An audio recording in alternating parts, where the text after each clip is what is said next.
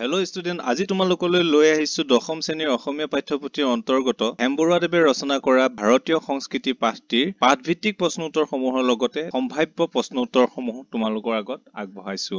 আহা ভিডিঅটো আৰম্ভ কৰো। আৰম্ভ কৰাৰ আগতে এটা কথা কৈ লওঁ, তোমালোকে উন্নত মানদণ্ডৰ প্ৰশ্ন উত্তৰ তথা সম্ভাৱ্য প্ৰশ্ন উত্তৰৰ কাৰণে ইউটিউবত বিচাৰি ফুৰিছা তেন্তে এই চেনেলটো সাবস্ক্ৰাইব কৰি ল'বা, কাৰণ আমি বহুত ৰিসাৰ্চ কৰি লৈ পেলাই প্ৰশ্ন উত্তৰসমূহ যুগুত কৰিছো। এই প্ৰশ্ন উত্তৰসমূহ তোমালোকে মনত ৰাখিলে আগন্তুক HSLC পৰীক্ষাত সফলতাৰে পাছ কৰিব পাৰিবা, কাৰণ আমাৰ প্ৰশ্নসমূহ এনে ধৰণে প্ৰস্তুত কৰা হৈছে যে যিবোৰ প্ৰশ্নৰ উত্তৰৰ পৰা মাৰ্ক কাটিবলৈ বৰ কঠিন হৈ পৰে। সেই কাৰণে তোমালোকে এই চেনেলটো সাবস্ক্ৰাইব কৰি ল'বা। আহা আমি এতিয়া পাঠৰ বিষয়বস্তুলৈ আগবাঢ়ো। পাঠভিত্তিক প্ৰশ্ন উত্তৰ ভাব বিষয়ক। 1 নম্বৰ, ভাৰতীয় সংস্কৃতিৰ প্ৰাণ কি? উত্তৰ, ক্ৰমবৰ্ধমান শক্তি বা জীৱন্ত শক্তিয়ে হৈছে ভাৰতীয় সংস্কৃতিৰ প্ৰাণ। 2, ফ্ৰম ভলগা টু গংগা কাৰ ৰচনা? উত্তৰ, ফ্ৰম ভলগা টু গংগা পণ্ডিত ৰাহুল সংকীৰ্তায়নৰ ৰচনা। 3, সৰ্বপল্লী ৰাধাকৃষ্ণনে কালীয় দমনক কি আখ্যা দিছে? উত্তৰ, সৰ্বপল্লী ৰাধাকৃষ্ণনে কালীয় দমনক আৰ্য অনাৰ্যক সংস্কৃত কৰাৰ প্ৰতীকধৰ্মী নৃত্য বুলি আখ্যা দিছে। 4, কোনটো যুগক ভাৰতীয় সংস্কৃতিৰ বিস্তাৰ যুগ বুলিব পাৰি? উত্তৰ, প্ৰকৃতপক্ষে বৌদ্ধ ধৰ্মৰ প্ৰচাৰৰ যুগক ভাৰতীয় সংস্কৃতিৰ বিস্তাৰ যুগ বুলি ক'ব পাৰি। 5, শিৱ আৰু শক্তি পূজাৰ মূল ক'ত আৱিষ্কাৰ হৈছিল? উত্তৰ, প্ৰত্নতাত্ত্বিক পণ্ডিতসকলে শিৱ আৰু শক্তি পূজাৰ মূল মহেঞ্জোদাৰো সংস্কৃতিৰ পৰা আৱিষ্কাৰ কৰিছিল। ধ্যানস্থ শিৱৰ কল্পনাৰো মহেঞ্জোদাৰোৰে সাংস্কৃতিক সম্পদ। 6, ইছলামীয় ভাস্কৰ্যৰ মূল সম্পদ কি? উত্তৰ, গঠনৰ সৰলতা আৰু সূক্ষ্মতা হৈছে ইছলামীয় ভাস্কৰ্যৰ মূল সম্পদ। 7, অজন্তাৰ ছবিবোৰত প্ৰকাশ পোৱা ভাৱবস্তু দুটা কি কি? উত্তৰ, অজন্তাৰ ছবিবোৰত প্ৰকাশ পোৱা ভাৱবস্তু দুটাৰ এটা হৈছে সন্ন্যাস জীৱন আৰু আনটো হৈছে সমূহীয়া জীৱন। 8, গান্ধীজীয়ে নতুন যুগৰ ভাৰতীয় সংস্কৃতি কেনেকুৱা হ'ব লাগে বুলি মত প্ৰকাশ কৰিছে? উত্তৰ, গান্ধীজীয়ে নতুন যুগৰ ভাৰতীয় সংস্কৃতি সমন্বয় বস্তু হ'ব লাগে বুলি মত প্ৰকাশ কৰিছে। 9, সুকুমাৰ কলাৰ ভিতৰত কোনটো শিল্পক বেছি স্থায়ী বোলা হৈছে? উত্তৰ, সুকুমাৰ কলাসমূহৰ ভিতৰত চিত্ৰশিল্পক বেছি স্থায়ী বোলা হৈছে। 10 নম্বৰ, হেমবৰুৱাৰ সাহিত্য চৰ্চা সম্পৰ্কে 25টা মান শব্দৰ ভিতৰত এটি পৰিচয় দিয়া। উত্তৰ, অসমীয়া সাহিত্যৰ বিশিষ্ট কবি, প্ৰবন্ধকাৰ, সমালোচক আৰু ভ্ৰমণ কাহিনীৰ লেখক হেমবৰুৱাদেৱে বহুতো পুথি ৰচনা কৰিছিল। বৰুৱাদেৱৰ পুথিসমূহৰ ভিতৰত আধুনিক সাহিত্য, সাগৰ দেখিছা, সানমিহলি, ৰঙা কৰবীৰ ফুল, কিউপিড আৰু চাইকি, বালিচন্দা, এই গাঁও এই গীত, কন্নকী, মেকং নৈ দেখিলো, ইজৰাইল, স্মৃতিৰ পাপৰি ইত্যাদি উল্লেখযোগ্য। ইয়াৰ উপৰি তেখেতে the red river and the blue hill নামৰ ইংৰাজী গ্ৰন্থখনো ৰচনা কৰিছিল। পছোৱা নামৰ মাহেকীয়া আলোচনীখনৰ তেখেতে সম্পাদনাৰ দায়িত্বও বহন কৰিছিল। 12 নম্বৰ, ভাৰতীয় সংস্কৃতি এক বিৰাট সমন্বয়ৰ বস্তু। এই কথাষাৰ কিমান দূৰ যুক্তিপূৰ্ণ? ভাৰতীয় সংস্কৃতি পাঠটোৰ আধাৰত বিচাৰ কৰা। এই প্ৰশ্নটো বাৰে বাৰে আহি থকাৰ নিচিনা, এই প্ৰশ্নটো খুব ইম্পৰ্টেণ্ট। উত্তৰটো তোমালোকে ভালকৈ মনত ৰাখিবা। ভাৰতীয় সংস্কৃতি সাগৰৰ দৰে বিশাল আৰু গভীৰ। নদী উপনদীৰ সৈতে যিদৰে সাগৰক পৰিপুষ্টি দান কৰে, তেনেদৰে ভাৰতীয় সংস্কৃতিকো বিভিন্ন জাতি উপজাতিৰ ভাষা সংস্কৃতিয়ে বিশালতা দান কৰিছে। আৰ্য, অনাৰ্য, মংগোলীয়, দ্ৰাবিড়, গ্ৰীক, শক, হুন আদি বিভিন্ন জাতি উপজাতিৰ এটা সময়ত ভাৰতলৈ প্ৰব্ৰজন ঘটিছিল। ইয়াৰ উপৰি আফগান, পাঠান, মোগল, ব্ৰিটিছ আদি বিদেশী জাতিৰ সংস্কৃতিৰ প্ৰভাৱত ভাৰতীয় সংস্কৃতিয়ে এক বিশাল ৰূপ লাভ কৰিছিল। ইয়াৰ মূল কাৰণ হ'ল ভাৰতৰ ভৌগোলিক পৰিৱেশ। যিদৰে ভাৰতীয় মানুহৰ মনে প্ৰাকৃতিক দৃশ্যাৱলীৰ পাৰ্থক্য, জলবায়ুৰ পাৰ্থক্য আদিৰ দৰে অসামঞ্জস্যক স্বীকাৰ কৰি লৈছে, একেদৰে মনস্তাত্ত্বিক প্ৰস্তুতিৰে জীৱনৰ অসামঞ্জস্যকো স্বীকাৰ কৰি লৈছিল। ভাৰতীয় বিশাল ভূমিখণ্ডৰ আহ্বানত যিদৰে বাহিৰৰ পৰা ন মানৱপুঞ্জ ভাৰতলৈ আহিছিল, তেনেদৰে ইয়াৰে প্ৰত্যেকে ব্যক্তিগত প্ৰতিভা অনুসৰি ভাৰতীয় সংস্কৃতিৰ ৰচনাত বৰঙণি যোগাইছিল। বিভিন্ন দেৱ-দেৱীৰ পূজা সম্পৰ্কে যি প্ৰচলিত নিয়ম আছে, তাৰে বেছিভাগেই দ্ৰাবিড়সকলৰ প্ৰভাৱ বুলি ক'ব পাৰি। তেনেদৰে মৃতকক সৎকাৰ কৰা, লিংগ পূজা আদিও অনাৰ্য যুগৰ অৱদান। তদুপৰি কামাখ্যা দেৱীও আদিতে অনাৰ্য দেৱী আছিল।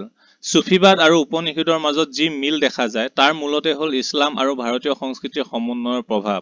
পণ্ডিত ৰাহুল সংকীৰ্তায়নৰ ফ্ৰম ভলগা টু গংগা নামৰ গ্ৰন্থত এই সম্পৰ্কে বিশেষ তথ্য পোৱা যায়।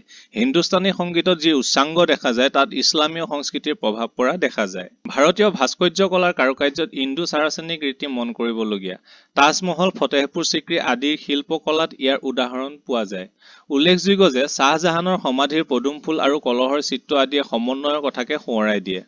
তেনেদৰে অজন্তা, ইলোৰাৰ ছবিবোৰে বৌদ্ধ সংস্কৃতিৰ কিছু নিদৰ্শন দাঙি ধৰে। ভাৰতীয় বৈষ্ণৱ ভক্তিবাদৰ আড়ম্বৰহীনতা সুদূৰ পাৰস্যৰ পৰা অহা ইছলাম ধৰ্মাৱলম্বী আউলিয়াসকলৰ ভক্তি ধৰ্মৰ প্ৰভাৱ পৰা বুলি ক'ব পাৰি। ওপৰৰ আলোচনাৰ পৰা দেখা গ'ল যে ভাৰতীয় সংস্কৃতি হ'ল এক বিৰাট সংমিশ্ৰিত সংস্কৃতি।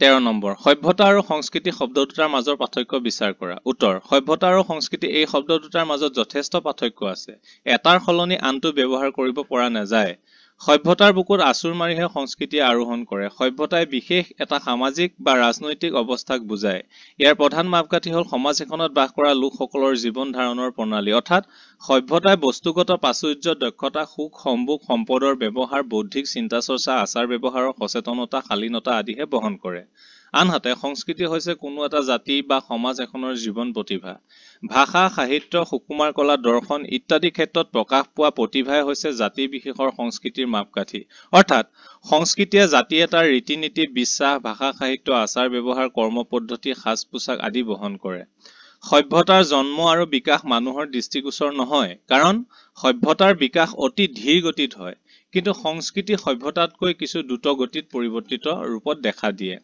সভ্যতা কোনো জাতি বা জনগোষ্ঠীৰ উত্থান পতনৰ সৈতে জড়িত থাকে কিন্তু সংস্কৃতি সেই জাতি বা জনগোষ্ঠীৰ জীৱন পদ্ধতিৰ সৈতেহে জড়িত হৈ থাকে সভ্যতাৰ সংমিশ্ৰণ নঘটে কিন্তু সংস্কৃতিৰ মিশ্ৰণ ঘটে উদাহৰণস্বৰূপে সিন্ধু সভ্যতা বুলি কওঁতে আমি কেৱল সিন্ধু নদীক কেন্দ্ৰ কৰি গঢ়ি উঠা সভ্যতাকহে বুজো কিন্তু ভাৰতীয় সংস্কৃতি বুলি কওঁতে আৰ্য অনাৰ্য মোগল আদিৰ সংমিশ্ৰিত সংস্কৃতিৰ কথাকে বুজো আনহাতে মানুহৰ বুদ্ধি কৌশল বা প্ৰযুক্তিবিদ্যা আদি সভ্যতাৰ সৈতে যিমান ঘনিষ্ঠভাৱে জড়িত সংস্কৃতিৰ সৈতে নহয় সিন্ধু সভ্যতা আৰু মহেঞ্জোদাৰো সভ্যতাৰ নগৰ নিৰ্মাণৰ কাৰুকাৰ্যবোৰে তাৰে নিদৰ্শন দাঙি ধৰে সংস্কৃতিয়ে এইবোৰৰ সংস্কাৰহে সাধন কৰিব পাৰে সভ্যতা আৰু সংস্কৃতিৰ মাজত পাৰ্থক্য থাকিলেও এটাক বাদ দি আনটোৰ ব্যাখ্যা কৰা সম্ভৱ নহয় সভ্যতাহে সমাজ সুশৃংখল কৰি সংস্কৃতিক গঢ় দিয়াত সহায় কৰে 14 নম্বৰ উত্তৰ ভাৰতীয় ভাস্কৰ্যৰ বিষয়ে তোমাৰ পাঠ্যপুথিৰ সহায়ত লিখা উত্তৰ ভাৰতীয় ভাস্কৰ্যত সমন্বয় দেখা যায় এই ভাস্কৰ্যত বক্ৰ আৰু বৃত্তৰেখাৰ ব্যৱহাৰ অধিক উত্তৰ ভাৰতীয় ভাস্কৰ্যত ইছলামীয় ভাস্কৰ্যৰ যথেষ্ট প্ৰভাৱ দেখা যায়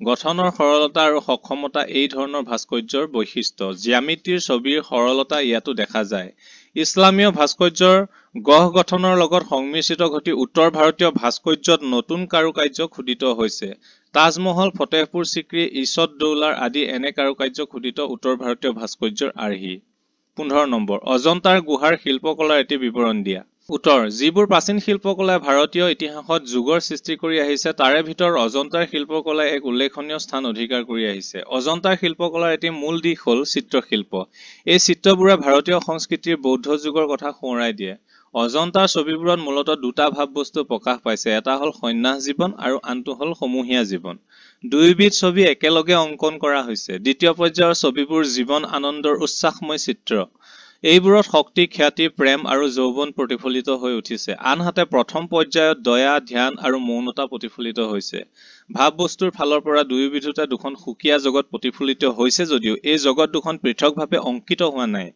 জীৱনৰ অসামঞ্জস্যক একেলগে গ্ৰহণ কৰিব পৰা শক্তি এই ছবিবোৰত আছে দুয়োবিধ ছবিতে পুৰুষ মহিলা শিশুক বিভিন্ন ভংগীমাত একে ঠাইতে অংকন কৰা হৈছে ইয়াত শিল্প জগত আৰু বাস্তৱ জীৱনৰ এক সুন্দৰময় সমন্বয় স্থাপন হৈছে এইটোৱে হ'ল অজন্তাৰ চিত্ৰশিল্পৰ গৌৰৱ 16 নম্বৰ মোগল সম্ৰাট বাবৰৰ আমোলত ভাৰতত প্ৰৱেশ কৰা চিত্ৰকলাৰ নতুন ধাৰাটি কেনে আছিল উত্তৰ মোগল সম্ৰাট বাবৰৰ আমোলত ভাৰতত প্ৰৱেশ কৰা চিত্ৰকলাৰ ধাৰাটোৰ মূলতে আছিল প্ৰচুৰ ব্যক্তিবোধ এই চিত্ৰকলাৰ ধাৰাটোত জনজীৱন বা সমষ্টি জীৱনৰ কোনো সংবাদ নাছিল ইয়াৰ লক্ষ্য আছিল ব্যক্তিৰ জীৱন প্ৰকাশ ইয়াৰ জন্ম হৈছিল তাইমুৰ আৰু চেংগিছ খাৰ ৰাজদৰবাৰত গতিকে এই চিত্ৰকলাৰ ধাৰাটো যুগৰ অনুসৰি কঠোৰ আৰু ব্যক্তিবাদী হ'বলৈ বাধ্য হৈছিল ইয়াত ভাৱ প্ৰৱণতাৰ পৰিৱৰ্তে বিপুল উৎসাহ উদ্দীপনা তথা প্ৰেৰণাহে আছিল ব্যক্তিবাদে এই ধাৰাটোৰ জৰিয়তে সাময়িকভাৱে হ'লেও চিত্ৰশিল্পত ইংগিত বা সংকেতৰ স্থান প্ৰায় নোহোৱা কৰিছিল বাবৰৰ আমোলত বাহিৰৰ সুস্থ ব্যক্তিবাদী চিত্ৰকলাৰ লগত প্ৰচলিত চিত্ৰধাৰা মিলন ঘটিছিল আৰু দুয়োটাৰ সংমিশ্ৰণত এটা নতুন পদ্ধতিৰ উদ্ভৱ হৈছিল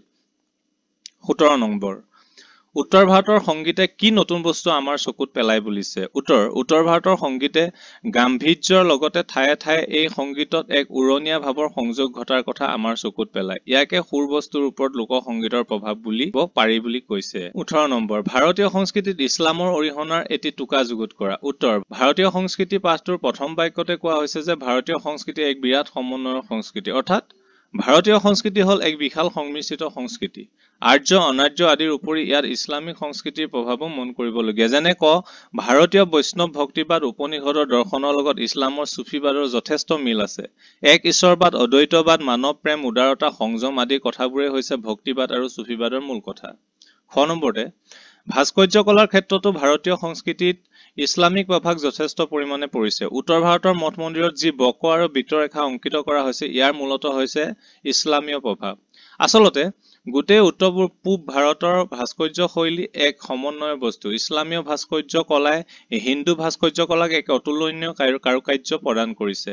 তাজমহল, ফতেহপুৰ চিক্ৰী, ইছমত দৌলাৰ অসম্পূৰ্ণ ভাস্কৰ্য ইয়াৰ সুন্দৰ নিদৰ্শন। উত্তৰ ভাৰতীয় অঞ্চলসমূহৰ মন্দিৰবোৰত ইছলামীয় ভাস্কৰ্যৰ ভালেমান প্ৰভাৱ পৰা দেখা যায়। ঠিক তেনেদৰে ইছলামীয় ভাস্কৰ্য শৈলীত যি জটিলতা আছিল, সেয়া হিন্দু সংস্কৃতিৰ প্ৰভাৱত পৰি কিছু সৰল হোৱা দেখা যায়। ভাৰতীয় চিত্ৰকলাতো ইছলামিক চিত্ৰশৈলীৰ প্ৰভাৱ উল্লেখযোগ্য। মোগল সম্ৰাট বাবৰৰ দিনতে চিত্ৰশিল্পৰ নতুন ৰীতি ভাৰতত প্ৰৱেশ কৰে। এই নতুন ৰীতিৰ এটা বৈশিষ্ট্য হ'ল ব্যক্তিবাদ। চেংগিজ খাঁ, তাইমুৰ খাঁৰ ৰাজদৰবাৰত যি চিত্ৰ অংকিত কৰা হৈছিল, তাত ব্যক্তিৰ জীৱনী সুন্দৰকৈ ফুটি উঠিছে। অজন্তাৰ চিত্ৰশিল্পত এই নতুন ৰীতি আৰু ভাৰতীয় চিত্ৰৰ সৰলতাৰ মাজত সংযোগ স্থাপন হোৱা দেখা যায়। এইটোৱে হ'ল ইণ্ডো সাৰাচেনিক ৰীতি। আধ্যাত্মিক জীৱনতো ভাৰতীয় হিন্দুসকলৰ ওপৰত ইছলামীয় প্ৰভাৱ দেখা যায়। ভাৰতীয় দৰ্শনত অতীন্দ্ৰিয়বাদৰ যি আত্মীয়তা দেখা যায়, তাৰ মাজতো ইছলামিক প্ৰভাৱ পৰা বুলি ক'ব পাৰি। ইছলামীয় সংঘাতে ভাৰতীয় আধ্যাত্মিকতা কঁপাই তুলিছিল। হিন্দু মুছলমানৰ সংঘাতৰ ফলত সৃষ্টি হোৱা বিপ্লৱে পৰাজিত হিন্দুৰ মনত নৈৰাশ্যৰ ভাৱ সৃষ্টি কৰে। ই হিন্দুৰ মনত উদাসীনতাৰ সৃষ্টি কৰে। ফলত বাস্তৱ জগতৰ কথা পাহৰি হিন্দুৰ মনে আত্মাৰ জগতলৈ গমন কৰিছিল। ভাৰতীয় সাহিত্যতো ইছলামীয় সাহিত্যৰ ভাৱধাৰা একীভূত হৈছিল। ইছলামীয় যুগতে ভাৰতত উৰ্দু ভাষাৰ বিভিন্ন শব্দাৱলী প্ৰৱেশ কৰিছিল। ওপৰৰ আলোচনাৰ পৰা দেখা গ'ল যে ভাৰতীয় সংস্কৃতিত ইছলামীয় সংস্কৃতিৰ সম্পৰ্ক এৰাব নোৱাৰা বিধৰ। 19 নম্বৰ, প্ৰাক মুছলিম যুগ আৰু মুছলিম যুগৰ ভাৰতীয় ভাস্কৰ্য আৰু শিল্পকলাৰ বিষয়ে এটি টোকা যুগুত কৰা। ভাৰতবৰ্ষলৈ মুছলমানসকল বা ইছলামসকলৰ আগমনৰ পূৰ্বৰ সময়ছোৱাক প্ৰাক মুছলিম যুগ বুলি কোৱা হয়। ভাৰতৰ দক্ষিণ ভাৰতৰ অঞ্চলসমূহত ব্যাপকভাৱে প্ৰাক মুছলিম যুগৰ ভাস্কৰ্য আৰু শিল্পকলাৰ আৰ্হি উত্তৰ ভাৰতত দেখিবলৈ পোৱা যায়। প্ৰাক মুছলমান যুগৰ ভাস্কৰ্য আৰু শিল্পকলাৰ নিদৰ্শন হিচাপে অজন্তাৰ, এইটো বানানটো অলপ প্ৰব্লেম হৈ আছে, অজন্তাৰ শিল্পকলাক দেখুৱাব পাৰি। অজন্তাৰ গুহাত অনন্ত কালৰ বাবে শিল্পকলা সঞ্জীৱিত হৈ আছে। ইয়াৰ জৰিয়তে ভালেমান গতি প্ৰগতিৰ সমন্বয় উজ্জ্বল হৈ আছে। অজন্তাৰ ছবিবোৰত দুই ধৰণৰ ভাৱবস্তুৰ প্ৰকাশ ফুটি উঠা দেখা যায়। এটা হৈছে সন্ন্যাস জীৱন আৰু আনটো হৈছে সমূহীয়া জীৱন। দুয়োবিধ ছবি একত্ৰিতভাৱে অংকন কৰা হৈছে, কিন্তু এই জগত দুখন পৃথকভাৱে অংকন কৰা হোৱা নাই। এই ছবিবোৰত জীৱনৰ অসামঞ্জস্যতাক একেলগে গ্ৰহণ কৰিব পৰা শক্তিৰ সম্বেদ পোৱা যায়। অজন্তাৰ চিত্ৰসমূহত প্ৰাক মুছলিম যুগৰ জীৱনৰ প্ৰাচুৰ্যৰ কথা উল্লেখ আছে। পুৰুষ, মহিলা, শিশুসকলক বিভিন্ন ভংগীমাত একে ঠাইতে অংকন কৰা হৈছে। জীৱনৰ প্ৰাচুৰ্যই যেন শিল্পীক মতলীয়া কৰিছে। চিত্ৰসমূহৰ পৰা এনে ভাৱ প্ৰকাশ হৈছে। ছবিবোৰৰ ভাৱভংগীৰ অসামঞ্জস্যতাৰ মাজতো বাস্তৱ জীৱনৰ অখণ্ডতাৰ কথা যেন কোনো ক্ষেত্ৰতে ম্লান হোৱা নাই। স্নান হৈ আছে, ম্লান লিখিবা। অজন্তাৰ এনে চিত্ৰশিল্পৰ জৰিয়তে শিল্প জগত আৰু বাস্তৱ জীৱনৰ মাজত এক সুন্দৰ সমন্বয় স্থাপন কৰা সম্ভৱ হৈছে। গঠনৰ সৰলতা আৰু সূক্ষ্মতা হৈছে ইছলামীয় ভাস্কৰ্যৰ মূল সম্পদ। ৰেখাৰ লগত ৰেখাৰ সমন্বয় সাধন সেই ভাস্কৰ্যৰ মুখ্য বৈশিষ্ট্য আছিল। জ্যামিতিৰ ছবিবোৰৰ দৰে এইবোৰ সৰল। দৰাচলতে উত্তৰ ভাৰতৰ ভাস্কৰ্য এক সমন্বয়ৰ বস্তু। হিন্দু ভাস্কৰ্যই ইছলামীয় পদ্ধতিৰ জটিলতা হ্ৰাস কৰিছে। আকৌ ইছলামীয় ভাস্কৰ্যই হিন্দু ভাস্কৰ্যক কাৰুকাৰ্য প্ৰদান কৰিছে। এইদৰে এক নতুন ধাৰা উৎপত্তি হৈছে। এই সমন্বয়ৰ আদৰ্শ য'তেই সফল হৈছে, ততেই আমি তাজমহলৰ নিচিনা অপূৰ্ব সৃষ্টি দেখিবলৈ পাইছো। মোগল সম্ৰাট বাবৰৰ ৰাজত্বকালত চিত্ৰশিল্পৰ নতুন ধাৰা পোনপ্ৰথমে ভাৰতত প্ৰৱেশ কৰে। এনেধৰণৰ শিল্পকলাৰ মূলতে আছিল প্ৰচুৰ ব্যক্তিবোধ আৰু ইয়াত জনজীৱন বা সমষ্টি জীৱনৰ কোনো সংবাদ নাছিল। এই চিত্ৰশিল্পবোৰৰ মূল লক্ষ্য আছিল ব্যক্তিৰ জীৱন। ইয়াত ভাৱ প্ৰৱণতাৰ কোনো স্থান নাই, আছে মাথো বিপুল উৎসাহ, উদ্দীপনা আৰু প্ৰেৰণা। উদাহৰণস্বৰূপে উৰ্দুৰ ৰোমান্টিক কাব্য সাহিত্যৰ কথা ক'ব পাৰো। প্ৰিয় ছাত্ৰ-ছাত্ৰীসকল, ভাৰতীয় সংস্কৃতি পাঠটোৰ প্ৰথম খণ্ডটো ইমানতে শেষ কৰিছো। যিহেতু ভিডিঅ'টো দীঘল হৈ গ'লে অলপ প্ৰব্লেম হয়, তোমালোকে তথাপিও চিন্তা কৰিব নালাগে। ভিডিঅ'টোৰ দ্বিতীয় পাৰ্টটো ডেছক্ৰিপশ্যন লিংকত পাই যাবা অথবা এণ্ড স্ক্ৰীনত পাই যাবা।